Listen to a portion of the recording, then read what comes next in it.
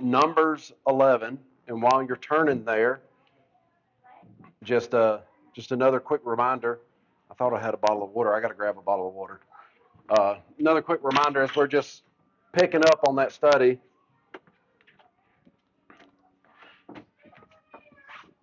The children of Israel have just been,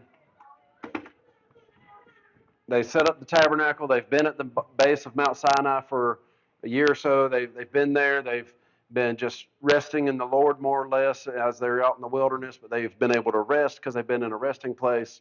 At the end of chapter 10, you see that it was time that the Lord told them it was time to move on, and they get on their journey through the wilderness to the next place as the Lord leads them. And that's where we pick up is they've been more or less been able to just rejoice and rest in the Lord at the base of Mount Sinai. Yes, they made some bad decisions. Yes, they had some chastisement come. Yes, but that's part of it. If you do something wrong, you need to be corrected. Uh, Apply that to every aspect of your life, however you want. If you do something wrong, you need to be corrected. If you break the law, you need to pay the consequence. If you disobey your parents, you need to pay the consequence. If you disobey the Lord, there's a consequence to be paid. And if you're His, He's going to chastise you, and that's chastisement is not just a beating, as many like to say, but chastising is correcting, discipling, instructing. That's part of it. And so, as we pick up here in Numbers 11, it says, "And when the people complained," imagine that. Y'all don't believe that God's people complain, do you? Y'all don't never complain, do you? I think we could just stop right there with that first phrase. And when the people complained, and be reminded real fast that even in the best of circumstances, when God is providing your every need, there's going to be complainers. Even when everything is set out before you and you have a perfect, clear guide ahead of you, people are going to find a way and some reason to complain. I think of just the simple thing of, and I promise we'll get farther than just that first phrase. I promise, even if we're here till midnight. No, I'm kidding.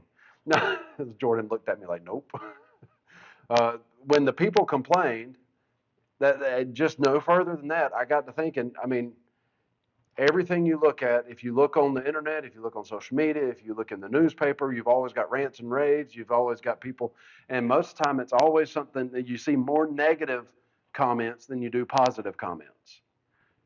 And I know I've mentioned this before, but you go look on. I've never used it, but I've heard of it. Yelp. Uh, it where you can review places. I use Amazon reviews because that's where I get a bunch of stuff. But and when you look at these reviews, you see more negative reviews than positive reviews. And I think of when it comes to that, it's just human nature to complain about things openly. It's human nature to be vocal when things don't go right. If I've said it before, you go to a restaurant and you have a very good experience. There's no problems. The food is good. It's cooked to your liking. The service is great. Your glass never got empty. You tip the waitress and you go home and tell your spouse or your kids or your family that was a good meal. You go to a restaurant and they bring you your steak, it's burnt. They bring you back the second steak, it's burnt. They bring you back the next steak and it's completely raw. It looked like they didn't even put it on the grill. You sit there and you're getting parched, you got cotton mouth because your glass has been empty for so long, and you just walk out, and because you're just done with it because you're so frustrated, you're going to tell more than just your family that was a terrible experience. Most of the time, if it's a negative thing, there are going to be more people are going to be more vocal about it. There's a reason why we have to be commanded to praise God, because it's easy to complain about our problems, but it's not human nature to come to Him to praise, to bring praise, to pat somebody on the back. Why do you think we have to be encouraged to encourage others? It's just normal for people to complain, so we can't be surprised when even God's people complain, and then expect us to never find ourselves complaining. We'll find ourselves complaining at times, and we'll get into that in a minute. But it says, and when the people complained, It displeased the Lord, and the Lord heard it. And his anger was kindled, and the fire of the Lord burnt among them and consumed them that were in the uttermost parts of the camp. And the people cried unto Moses, and when Moses prayed unto the Lord, the fire was quenched. And he called the name of the Lord, he called the name of the place Taberah, because the fire of the Lord burnt among them. And the mixed multitude that was among them fell a lusting, and the children of Israel also wept again and said, Who shall give us flesh to eat? We remember the fish which we did eat in Egypt freely. Just pay attention to how they're describing their time in Egypt. We remember the fish which we did eat in Egypt freely, the cucumbers and the melons and the leeks and the onions and the garlic. And now our soul is dried away. There is nothing at all beside this manna before our eyes. And the manna was as coriander seed, and the color thereof was the color of bdellium. And the people went about and gathered it and ground it in mills, or beat it in a mortar, and baked it in pans, and made cakes of it. And the taste of it was as the taste of fresh oil. And when the dew fell upon the camp in the night, the manna fell upon it. And so here you got the people there, they're complaining, but in the midst of their complaining, notice there's a certain group of people mentioned. Keep in mind, this is about the Exodus. They've exited out of slavery, but they're still in their journey, if you will. They're still sojourning to the promised land. They have a promise of this land of milk and honey. They have this promise of this wonderful land that was given to them, that God's just waiting to bring them to it. It is their land. And as they're on their way there, they're going through the wilderness and everything, and it's supposed to be for the children of Israel. But it says, and the mixed multitude that was among them. And I don't want to, I'm going to try not to spend too much time on this mixed multitude, but it is important because it was mentioned specifically that there was a mixed multitude there that fell a lusting. It was a mixed multitude. I'm wholeheartedly convinced that it was the mixed multitude that started the complaining. Because again, keep in mind how they were describing their time in Egypt. Look back at the children of Israel. Look at how they were treated in Egypt. What were they in Egypt? They were slaves. You really think they were eating of the fish freely? You really think they had the melons and the cucumbers and all the finest of the fruits and vegetables? No, there was a time when Pharaoh got so angry with the children of Israel that he even said that don't even give them what they need. Make them go figure out how to make it on. Take away the straw, take away all this, and make them. They've got to, with slime, make their own mortar. They've got to do all this. Don't give them anything. They've got to go figure it out on their own. Do you really think these slaves who were trying to make brick for Pharaoh had time to go fishing and time to harvest melons? No, they were eating the bare minimum, more or less. So if they're talking about all this wonderful food, where do you think they were hearing about all the wonderful food from? The mixed multitude. There were some that were picked up along the way. I believe there were some. I can't sit here and prove it with Scripture, but personally, I believe that there may have been some that actually went with them from Egypt that were not children of Israel, but they weren't really with Pharaoh either. Think about, I'm going to backtrack a little bit. Think about back in Exodus when the plagues were coming through. Don't you think some of those Egyptians, when they started seeing the plagues that God sent coming, they're like, hey, maybe Pharaoh isn't the one we need to be following. Hey, maybe Pharaoh isn't all he's cracked up to be. Can you imagine along the way, even telling their story and people hearing of how God delivered Israel out of the land of Egypt and destroyed Pharaoh and his army, and imagine them going through the wilderness, and as they come across places, don't you think they picked up some people along the way that wanted to get the fringe benefits, if you will, of being around God's people? And I'm going to use this as an example for today. How many people go to church for the fringe benefits, if you want to call it that? They want to be around Christians because they live a wholly separated life, so they don't have all the problems. They still, don't get me wrong, Christians still have problems. Let me phrase that. This Christian still has problems. If you don't, glory to God. But this Christian still has problems. But it's nothing compared to the problems I had outside of Christ. It's nothing compared to the problems that I had before I came to Christ. It's nothing compared to the problems that I had in my family, in my marriage, with raising up children, and with any of that. It's nothing compared to those problems that I had before. Mainly because I got Christ to carry me through these problems now instead of me trying to figure it out on my own. But how many of you know people who their own reason for going to church or being around Christians is because their problems are a whole lot easier than the problems of the world? Or God's blessing them so well that they just got it easy, if you will. Surely you know somebody like that. I know many people like that. And so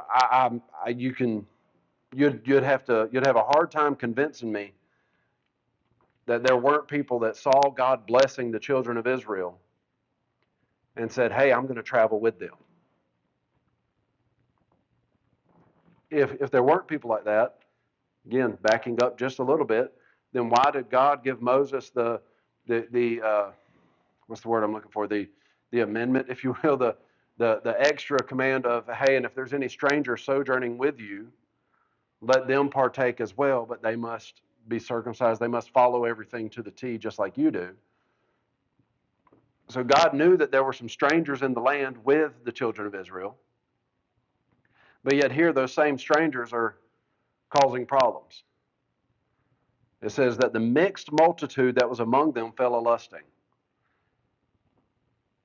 And when they fell a-lusting, it says, and the children of Israel also wept again. You ever look at, you, and I'm trying to be real careful, don't answer this question. I'll try to change it where it's not a question. How about that? When I look out and I see some of my acquaintances or my old friends who are still out in the world, sometimes it's real easy to see,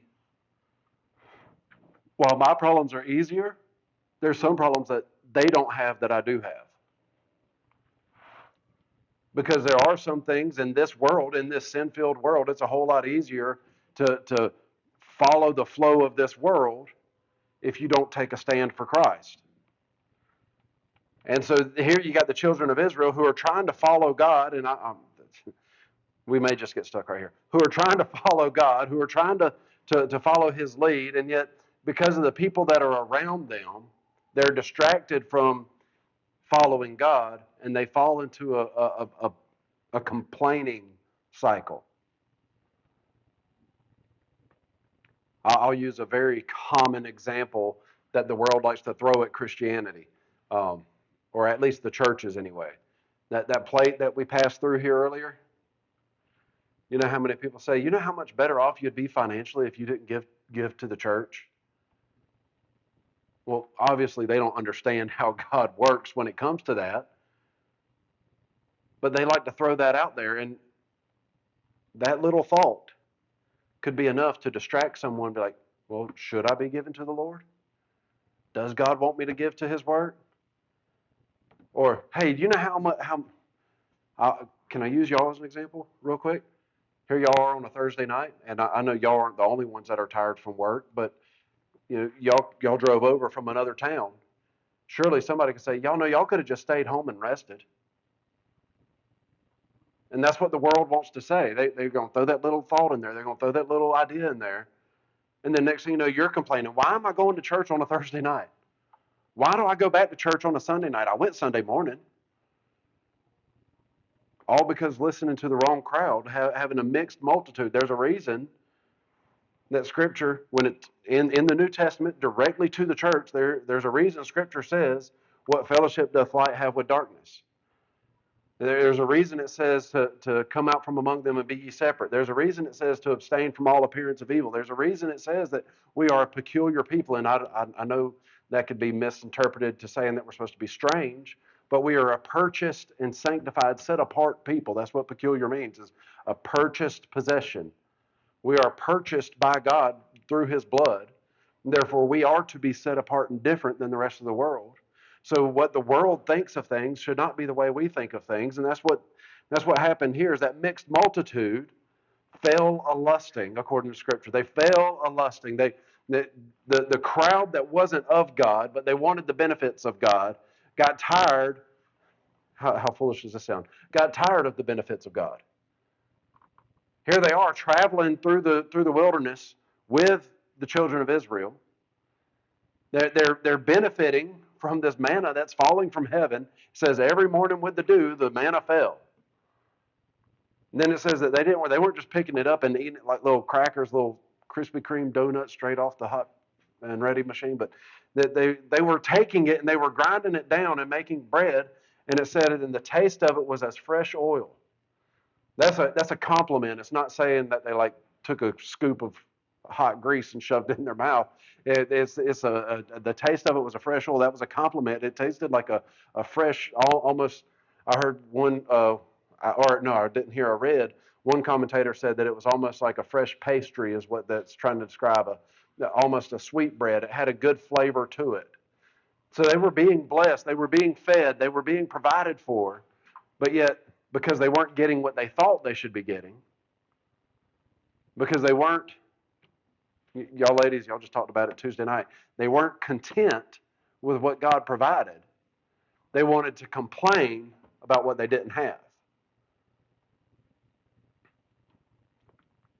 And it says that, I'm backing up again to verse 1, it says, and the Lord heard it. The Lord heard their complaining. The Lord heard their crying out. The Lord heard all this. Y'all do realize that every voice or every word you utter, even mutter, mumble, the Lord hears it.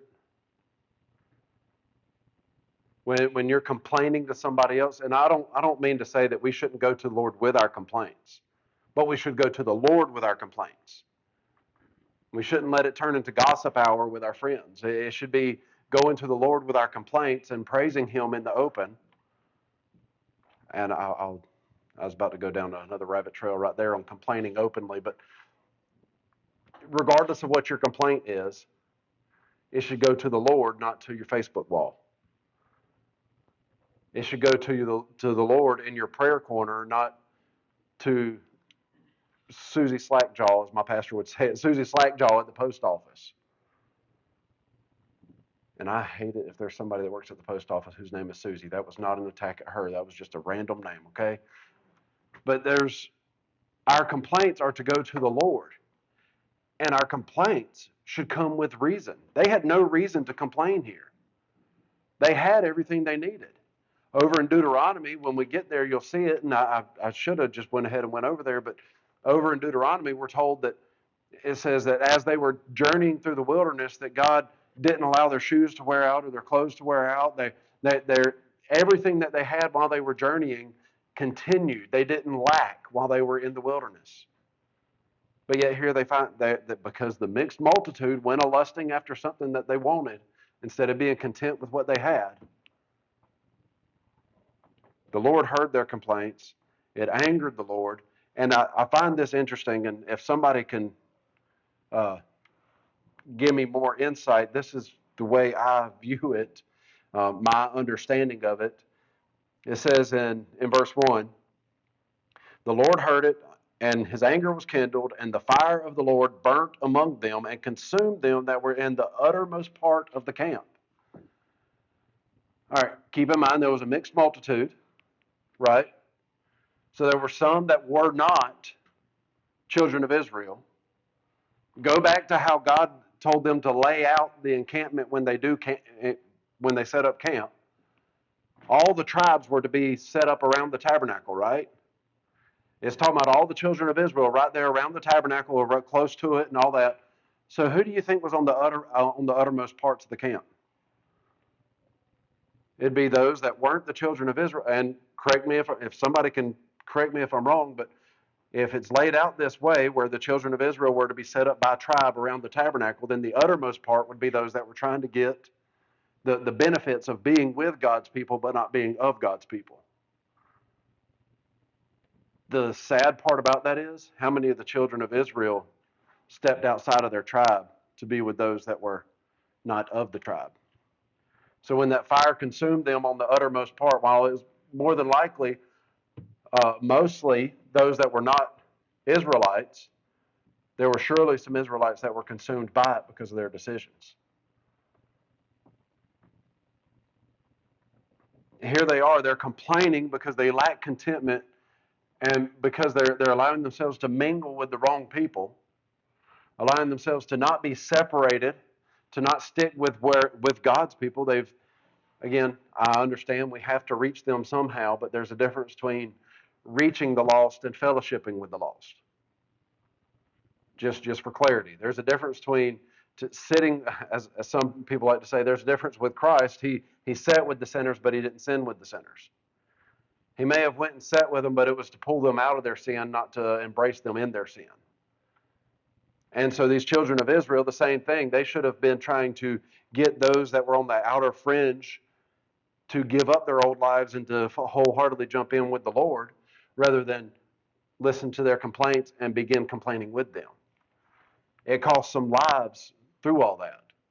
They were consumed by the fire of the Lord, by the wrath of God, literally. By the wrath of God, they were burned up. Can you imagine God providing your every need? And because somebody that is not one of His starts complaining, you allow yourself to take your eyes off of what God's already given you? Because somebody else says, well, I remember when we had this, this, and this. And then all of a sudden, you stop looking at what God has already given you and you start looking at what He hasn't given you. Or you start looking at what He's taken away from you. You do know that God takes things away for a reason. Sometimes it's just so you'll trust in Him more and rest and rely on Him more and have more faith in Him. Sometimes it's because He knows that. I saw something the other day. I better not. I'll say it anyway. This is one of those thoughts that's there and now it's got to come out. But it says, Mama, I love you. My mama sent it to me. It said, I know why God won't let me lose this last 20 pounds because He knows what I would do if I lost it. Use your imagination. But you ever think that's why God doesn't bless you with certain things? Is because He knows what you would do if you had it, if you had all the abundance, if you will. Here they were given manna. They were given more than enough. They were able to grind it up, make bread. They were able to have sustenance to make it along their journey. God made their clothes last as they were going along their journey. But yet, because somebody else started complaining about what they didn't have, they forgot about what God had already gave them. Their lack of contentment led to complaining, which caused those in the outermost of the camp to be consumed by fire. They go to Moses. It says, and when Moses prayed unto the Lord, the fire was quenched. I wonder how much farther that fire would have kept going in to the camp if they wouldn't have went to the man of God and said, hey, we know we messed up. We need help. Hey, we know we shouldn't have done that. Can you intercede on our behalf? How much further would that fire have come in? How much further is that consuming fire in our life going to have to come in when we start complaining before we turn to God, before we turn to our intercessor, which is Jesus Christ? Continue on, he says in verse 9, and when the dew fell upon the camp in the night, the manna fell upon it. Verse 10, then Moses heard the people weep throughout their families. Didn't Moses already intercede for them and stop the fire and basically make it clear, hey, you need to be content with what the Lord's already given you? And then it goes on to describe how God is still providing the manna. Now they're crying out again. It says, and then Moses heard the people weep throughout their families, every man in the door of his tent, and the anger of the Lord was kindled greatly. And this time Moses also was displeased. Can you imagine? You just interceded on their behalf. Moses just interceded on their behalf because they were discontent. They were complaining and whining and crying to the point that it angered God so much that He sent a fire to consume from the outside in, to consume those that were complaining and whining and griping and moaning. And Moses intercedes on their behalf, and the next thing you know, he hears them crying and complaining again. I don't blame Moses for being displeased. those of you, actually anybody, y'all seen the kids here in the church do it. They start whining and complaining about something. Here we go. I'll use Carter and Wade because they have a blast, but they definitely bump heads, sometimes literally. And then somebody will intercede on their behalf, and then next thing you know, not even 5 minutes later, one of them's over there fussing again. Wade, yes, but Wade'll be over there fussing again, and I'll intercede and fix the problem. Next thing you know, he's over there fussing again. Evan will intercede. That can get frustrating. I can only imagine how much more so it is frustrating for Moses, who has led these people through the Red Sea, seen miracles, watched the fire at night and the cloud by day leading them, seen the very form of God and being able to speak to God and hear God speak to him, and come down from the mount with the tablets of stone, with the law, being that close to God, coming and then interceding on behalf of the people to God. And then they just turn around and there they are doing the same exact thing again. Look at how Moses responds. And Moses said unto the Lord, Wherefore hast thou afflicted thy servant? Why are you doing this to me, God? Why are you allowing this to happen? And wherefore have I not found favor in thy sight, and thou layest the burden of all this people upon me? Have I conceived all this people? Have I begotten them, that thou shouldest say to me, Carry them in thy bosom, as a nursing father beareth the sucking child, unto the land which thou swarest unto their fathers? Whence should I have flesh to give unto all this people? For they weep unto me, saying, Give us flesh that we may eat. I am not able to bear all this people alone, because it is too heavy for me. He says, God, I just can't do it anymore. I can't handle it. The complaint of the people pushed Moses to the point where he said, God, I just can't do it anymore.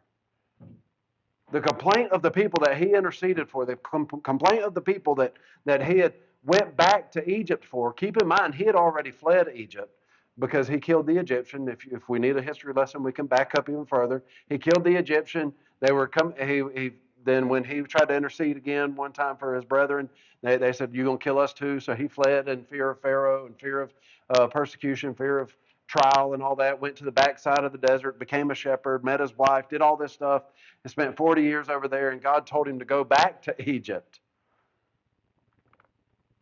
He left his new life as a shepherd, went back to his old life, and he didn't even go back to his old life. He went to the place where his life began and went in basically endangered himself and his family to stand before Pharaoh and say, let God's people go. Went through all those plagues and then went through the wilderness, pulled them out of Egypt, pulled them out of Egypt, went across the Red Sea on dry ground, saw God do that. He saw all this happen. Moses did all this and then basically said, I've had enough. God, I just can't do it. Why have you done this to me? Why me? Why me? Why am I the one that has to lead these people? Why am I the one that has to bear this burden alone? Why am I the one that has to the point that, look at verse 15. Moses is so fed up with the complaints of the people that he says, and if thou deal thus with me, kill me, I pray thee, out of hand. If I have found favor in thy sight, and let me not see my wretchedness. He basically said, God, I've had enough. Just go ahead and take me home. The complaints of the people, their rebellion, I've done everything you've asked me to, and all they've done is just frustrated me to the point that, God, just go ahead and take me home now.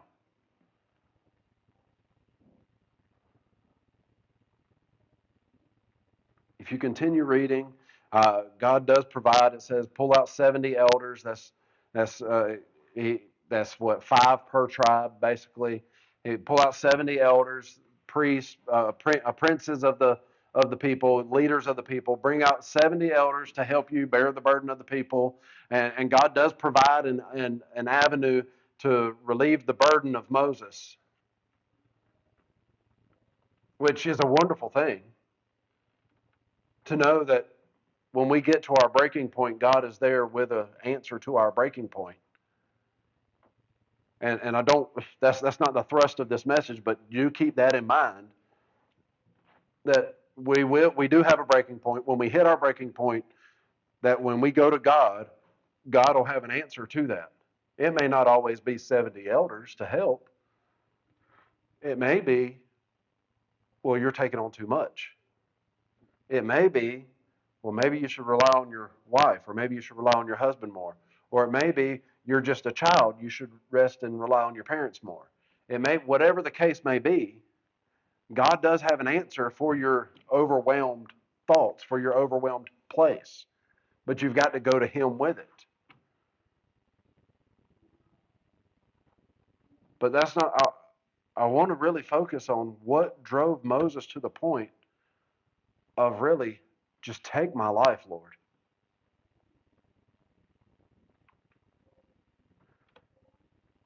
Not only does God hear your complaints,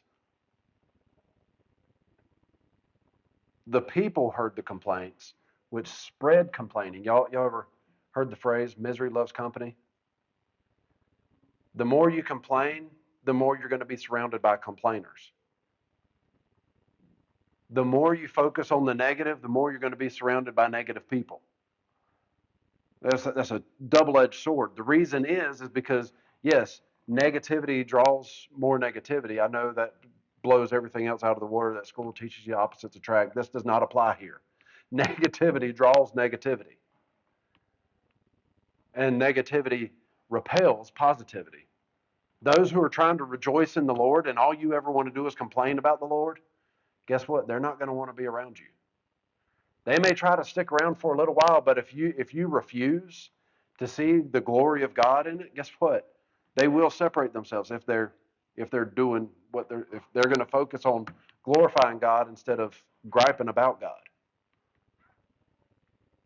But the Lord heard it, the people heard it, and then the leader heard it. Your complaints are not silent. And it doesn't matter what really comes out of your mouth. I'm just going to tell you, you can complain with your body language, and people can tell that you're in a complaining spirit, a complaining mood, depending on how you carry yourself. People can tell that you're in a complaining spirit by the way you respond. It doesn't even have to be what you say; it could be how you say it. I can imagine some of these complainers when they got up in the morning, they see manna, they're like, "Well, thank God for manna again." Do you really think they were really thanking God for it? No, they were complaining with their sarcasm. They were complaining with their response to what God had done for them. We need to be careful.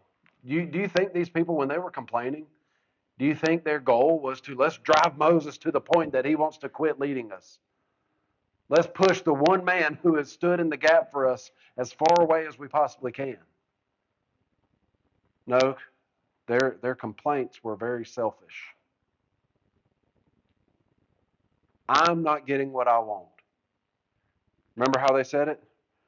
We remember the fish which we did eat in Egypt freely, the cucumbers and the melons and the leeks and the onions and the garlic. But now our soul is dried away. There is nothing at all beside this manna before our eyes. All their complaints were selfish. It wasn't too long ago, I don't even remember now, just I guess maybe 2 weeks ago, we were talking about joy, putting Jesus first, then others, then yourself, putting yourself last. That's the way to have true joy. Here they were so focused on self that they had completely overlooked again, I'm backing up, they had completely overlooked what God had done for them. They were so focused on fulfilling the lust of the flesh because of, again, I truly, wholeheartedly believe it all bleeds over back to that mixed multitude. Go back to, there are so many examples of having the wrong company around you. Go back to Abraham How many times did Lot hold him back or cause him to get into a bigger fight and a bigger trouble than he should have been? Go back to, or go forward over into Judges, and you look at Samson. He fell in love with Delilah. And because he was around Delilah, this woman he shouldn't have been with to begin with, caused him to lose his. It wasn't just cutting his hair off. Y'all understand that. We'll get into that later on. But he lose his walk with the Lord because of his lust of the woman. We can see other instances throughout Scripture of those who were around the wrong people, who drew them away from the Lord and caused more problems than what it was worth. Here it is. You got the children of Israel who are listening to the mixed multitude instead of listening to the man of God. They're listening to the crowd that came along them instead of focusing on the provision of God. And because their focus was turned the wrong way, they became discontent. Their contentment was gone. They were no longer content with the multiplied blessings of God. And before we get too hard on them, go look in the mirror. Because we do the same thing. Let me rephrase that. I don't know what you do behind closed doors. I've done the same thing. I know I have caught myself, well, if I wouldn't have done this, this, and this, then imagine how far I'd be over here. If I wouldn't have, y'all want to know what the flesh does? Miss Bethany sent me a text earlier today. Hey, do you remember the first time we met, like the first time we met over at Carl's Banquet Hall, and we had our first official meeting, and I'm going over the dates because she wanted to do something with the kids about, basically a timeline of events of the church, of Arlington Baptist Church. And so I sent her some dates of, when we first moved here, when we first started meeting, when we first met over there, when we first got the building, things like that. And I look back and I keep thinking, or the flesh will the thoughts, whether it's the flesh, whether it's the adversary, whatever the case may be, the thoughts will come. If you wouldn't have moved halfway across the country, you know what you'd be doing right now? I have no idea what I'd be doing right now, but I know what my imagination says. But I've got to focus on what God has done instead of what could have been. I can look at what God's done. It went from 2 families to 3 families to 4 families to now we've got 6 or 7 families that try to meet on a regular basis to glorify God right here in Arlington. Not counting the visitors that have been coming on a regular basis. Seeing God draw those in. It ain't me. Seeing God take us from a banquet hall to living rooms to now in a building that the church owns. I don't own it. The church owns it. God owns it. Seeing us go from seeing God just work. And if I focus on what God has done and what God has provided, then it doesn't matter what this world can offer. But if I allow the wrong crowd, if I allow a mixed multitude to start whispering in my ear their complaints, it could very easily cause me to start complaining.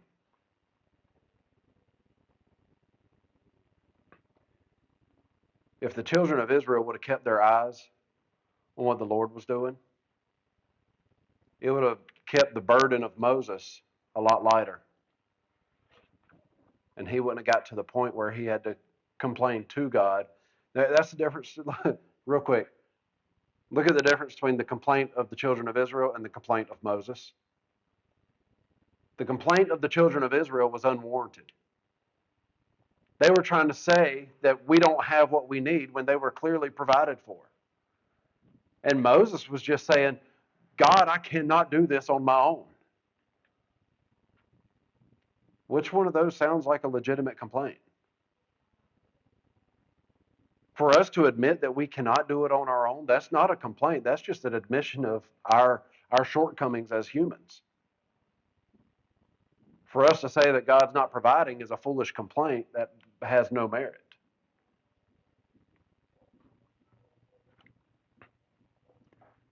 This evening, I won't go any further this evening. Take a take a note out of the lesson from right here in the life of the children of Israel.